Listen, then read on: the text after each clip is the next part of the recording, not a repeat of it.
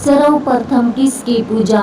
एक बार पार्वती जी जब स्नान करने जाने लगी तो उन्होंने अपने पुत्र गणेश से कहा, बेटा मैं स्नान के लिए जा रही हूँ, तुम द्वार पर बैठे रहो, जब तक मैं स्नान कर वापस ना आ जाऊं तुम यहीं बैठे रहना और किसी को भी अंदर ना आने देना।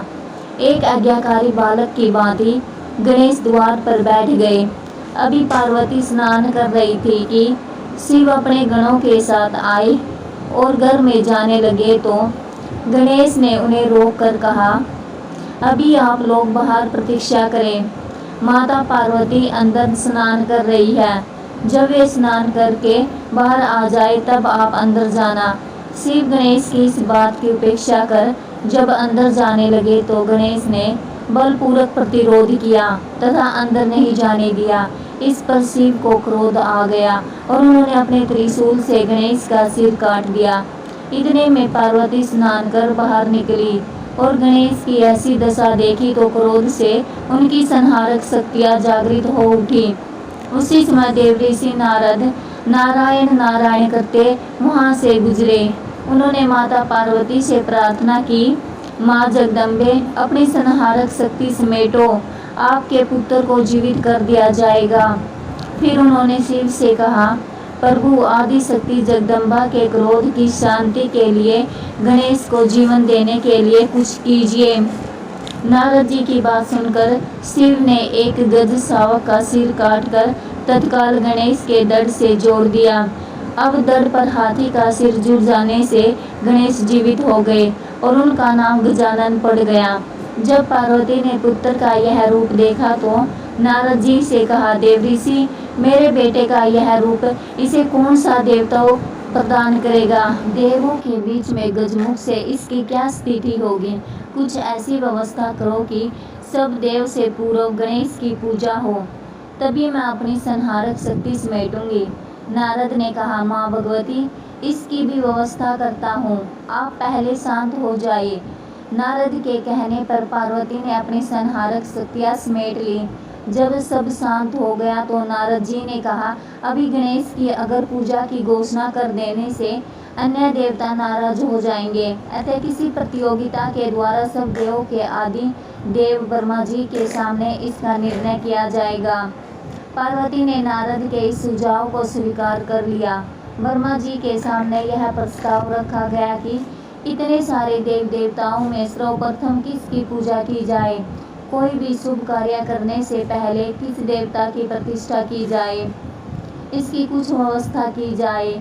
देवताओं को यह भी प्रस्ताव पसंद आया। सबने कहा, हाँ ऐसा हो जाए तो ठीक होगा, लेकिन कोई भी देव देवता इस बात को लेकर रुष्ट नहीं होगा कि मानव ने पहले मेरी पूजा नहीं की।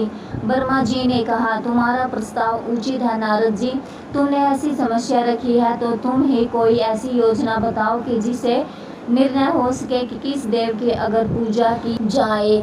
नारद ने कहा, तात मेरे विचार से तो एक प्रतियोगिता का आयोजन किया जाए। देवी देवता अपने अपने वाहन पर सवार होकर इस पृथ्वी की परिक्रमा पूरी कर सबसे पहले आपके पास आ जाए, वही अगर पूजा का अधिकारी हो। देवऋषि नारद के इस सुझाव को सबने स्वीकार किया। ब्रह्मा जी ने भी इसे स्वीकृति दे दी। सब देवता अपने अपने वाहनों पर सवार होकर पृथ्वी की परिक्रमा करने निकल पड़े। गणेश जी अपने चूहे पर सवार हुए, वे ही सबसे पीछे रहे। उनकी सवारी चूहा अन्य देवताओं की सवारियों का क्या मुकाबला करता, पर प्रतियोगिता में भाग तो लेना ही था। नारद जी गणेश का उपक्रम देख रहे थे कि तथा विचार कर रहे थे कि गणेश तो शरीर में वैसे ही लंबोदर भारी भरकम, ऊपर से सिर भी हाथी का है, इनकी सवारी भी विचित्र, चूहा जैसा छोटा सा जीव कैसे पृथ्वी की परिक्रमा करके सफल होंगे। उधर माता पार्वती को वचन दिया है कि उनके पुत्र गणेश की अगर पूजा होगी। ऐसा सोचते हुए उन्हें एक उपाय सूझा। वे गणेश से बोले, गणेश जी उन बड़े बड़े देवताओं और उनके भारी भरकम वाहनों के बीच में आप अपने भारी शरीर से इस छोटे से चूहे पर बैठकर पृथ्वी की परिक्रमा तो संभव है कर लो, पर सर्वप्रथम आने के बारे में कुछ भी सोचा है। गणेश ने कहा, मेरे पास जो वाहन है मैं तो उसी का प्रयोग करूंगा। प्रथम आऊं या ना आऊं? नारद ने कहा, करो, अपने इसी वाहन का प्रयोग करो, पर बुद्धि के साथ। देखो, यह सारा विश्व ब्रह्मांड प्रकृति और पुरुष में समाया है, और यह सब कुछ राम में रमन कर रहा है। ब्रह्मांड राममय है, इसी नाम की परिक्रमा करके यह भूमन कर रहा है। अतः तुम इसी नाम की परिक्रमा कर लो, तुम्हें पृथ्वी ही नहीं समस्त ब्रह्मांड की परिक्रमा का फल मिलेगा। गणेश ने कहा, मुनिवर, आपका यह विचार उत्तम है, मैं राम नाम की परिक्रमा करूंगा। यह कहकर उन्होंने भूमि पर राम राम लिखा और अपने मूषक पर बैठकर उस नाम की 3 बार परिक्रमा करके ब्रह्मा के समक्ष जा खड़े हुए। ब्रह्मा जी ने देखा कि अभी किसी भी देवता का पता नहीं, और गणेश ने परिक्रमा पूरी भी कर ली। उन्हें आश्चर्य तो हुआ, पर बोले कुछ नहीं। बाद में जब सारे देवता परिक्रमा करके आए तो ब्रह्मा जी ने कहा, देव, आप लोग एक एक करके आते रहे, पर यहाँ तो गजानन सबसे पहले मेरे पास पहुँचे, इसलिए अगर पूजा का अधिकार इन्हें ही मिलना चाहिए। अन्य देव ने आपत्ति की कि प्रजापति, यह कैसे हो सकता है? गणेश भला इस चूहे पर बैठकर सारी पृथ्वी की परिक्रमा करके कैसे सबसे पहले आपके पास आ सकते हैं?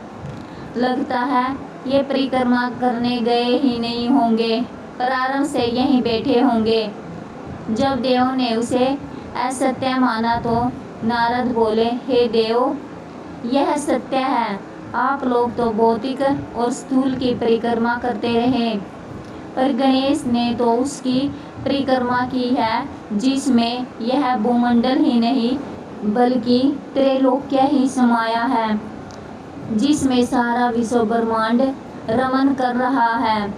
उस राम नाम की 3 बार परिक्रमा करके ये त्रैलोक्य की परिक्रमा कर सबसे पहले पहुँचने वाले हो गए, इसलिए इन्हें विजय घोषित किया जाता है। ये प्रथम अगर पूजा के अधिकारी है। यह कहकर सभी देवता नारायण नारायण कहते हुए देवलोक को चल दिए। राधे राधे दोस्तों।